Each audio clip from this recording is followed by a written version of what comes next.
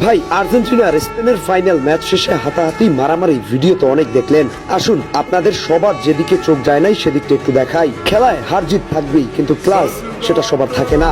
2026 বিশ্বকাপ ফাইনালের সেই উত্তপ্ত অতিরিক্ত সময় আর স্পেনের কাছে 1-0 গোলের হৃদয় ভাঙা হার আর্জেন্টাইন সমর্থকদের জন্য মুহূর্তটা ছিল চরম হতাশার। কিন্তু সেই চরম বিপর্যয়ের মুহূর্ত যিনি বিশ্বমঞ্চে অনন্য এক দৃষ্টান্তে স্থাপন করলেন, তিনি আর কেউ নন, লিওনেল স্ক্যালোনি।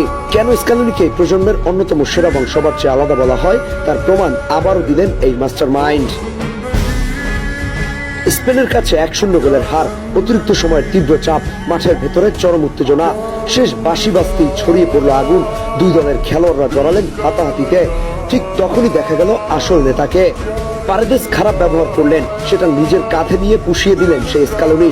ডাগআউট থেকে মাঠে ছুটলেন, নিজের ছেলেদের আগলে নিলেন, প্রতিপক্ষকে শান্ত করলেন, সরিয়ে দিলেন। রণক্ষেত্রকে এক মুহূর্তে বানিয়ে দিলেন শান্তিময়। কোনো ক্ষোভ নয়, কোনো কাউকে দোষারোপ করা নয়, তিনি নিজেই হয়ে উঠলেন শান্তিদূত। নিজের ছেলেদের টেনে আনলেন, প্রতিপক্ষকে জড়িয়ে ধরলেন।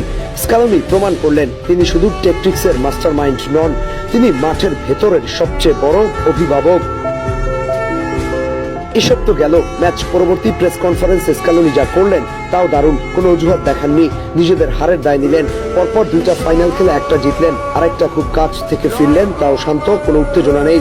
10 জনের দল নিয়ে খেলার দোহাই দেননি, বুক চিতিয়ে স্বীকার করেছেন স্পেন আজ আমাদের চেয়ে অনেক অনেক ভালো খেলেছে এবং তারা এই ট্রফির যোগ্য দাবিদার। এই যে পরাজয়কে মাথা পেতে নেওয়ার সততা, এটাই তাকে ফুটবল প্রেমীদের কাছে শ্রদ্ধার পাত্র করে তুলেছে। সাথে বিপক্ষ দলকে দেয়া সম্মান। স্ক্যালোনি সংবাদ সম্মেলনে মনে করিয়ে দিয়েছেন যে দল বিশ্বজয় করতে জানে সেই দলের হারের বেদনা ও মর্যাদার সাথে সহ্য করার ক্ষমতা থাকতে হবে। বিগত বছরগুলোতে আর্জেন্টিনাকে সাফল্যের শিখরে নিয়ে যাওয়া এই মানুষটি শিখিয়েছেন ট্রফি ক্যাবিনেটের চেয়ে বড় হলো আত্মমর্যাদা।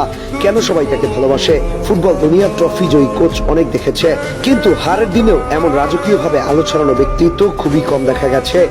রাইভাল থেকে সব দলের ফ্যানরাই তাকে শ্রদ্ধা করে, ভালোবাসে। স্ক্যালোনির এই শান্তরূপ কি আপনাকেও মুগ্ধ করেছে?